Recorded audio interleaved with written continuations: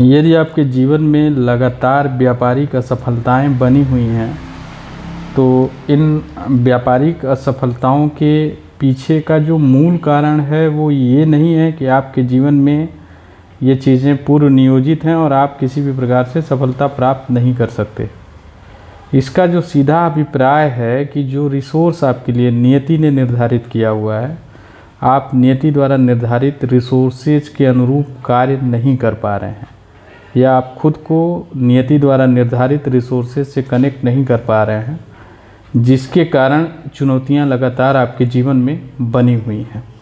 अब देखिए, रिसोर्सेज को पता करने के लिए, जैसे व्यापार की बात हो रही है और कई सारे लोगों के साथ ये होता है कि एक बार व्यापार शुरू किया, असफल हुए, दूसरा किया, असफल हुए, तीसरा किया, लगातार फ्रीक्वेंट वो एफर्ट डालते रहते हैं और चीज़ें सफल नहीं हो पाती हैं।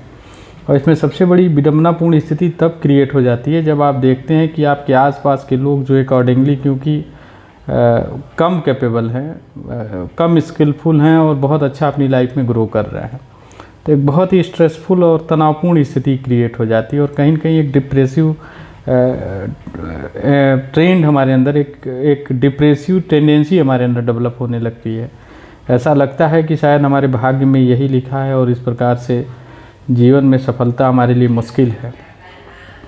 लेकिन वास्तविकता इसका बस इतना है कि अगर आपके जो व्यापार के लिए जो हाउस आपके रिसोर्सेज को डिफाइन करता है वो देखिए सप्तम भाव है, और कहीं न कहीं अगर आप लगातार व्यापार कर रहे हैं तो एक स्वतंत्र रूप से कार्य करने के लिए व्यापक संभावनाएं आपके बर्थ चार्ट में अंतर्निहित हैं।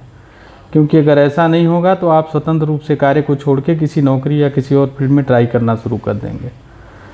तो सप्तम भाव की जो स्क्रिप्ट है वो ये तय करती है कि आपके लिए क्या सूटेबल बिजनेस होगा, और अगर उसमें कहीं छठे, आठवें या 12वें भाव की सहभागिता हो जाती है तो फिर क्या है कि यह असफलता एक सामान्य असफलता नहीं होती है, बल्कि इस असफलता में आपको गहरे दुख, पीड़ा, पेन और चैलेंज का भी सामना करना पड़ता है।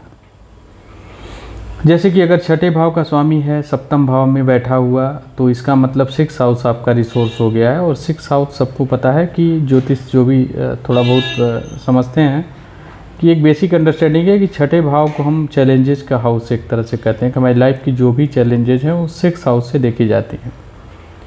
तो अगर छठे भाव का स्वामी व्यापार में बैठा है तो कहीं न कहीं ये चैलेंजेस को ऐड करने का काम करेगा अपनी प्रवृत्ति के अनुसार, क्योंकि छठे भाव का स्वामी कोई भी ग्रह हो सकता है, राहु और केतु को छोड़कर 9 ग्रहों में। तो वो चैलेंजेस अपने आप क्रिएट करेगा अगर 6 हाउस बैठा हुआ है। ऐसे ही अगर अष्टम भाव का स्वामी बैठा हुआ है तो सडन अचानक से घाटा हो जाना या कुछ ऐसी चीज़ें, सडन इवेंट हो जाना और चीज़ें बिल्कुल चेंज हो जाना, बंद हो जाना, सडन ब्रेकडाउन को क्रिएट करता है। और 12वें भाव का स्वामी अगर सप्तम भाव में बैठा हुआ है तो वो क्या करेगा कि आपको लॉसेस बहुत सारे दे देगा। आप कार्य करने के लिए जैसे ही आगे बढ़ेंगे बहुत सारा नुकसान हो जाएगा आपके साथ। तो ये सारी चीज़ें क्रिएट होती हैं। लेकिन ऐसा नहीं है कि छठे भाव का स्वामी बैठा हुआ है तो सिर्फ चैलेंजेस ही क्रिएट करने के लिए बैठा हुआ है।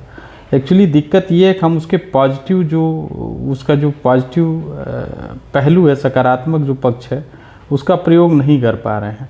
क्योंकि अगर ये चैलेंजेस दे के आपको परेशान कर सकता है तो छठे भाव का अगर सकारात्मक यूज हो तो आपको बहुत ही एक्सट्रीम हाइट भी ये दे सकता है।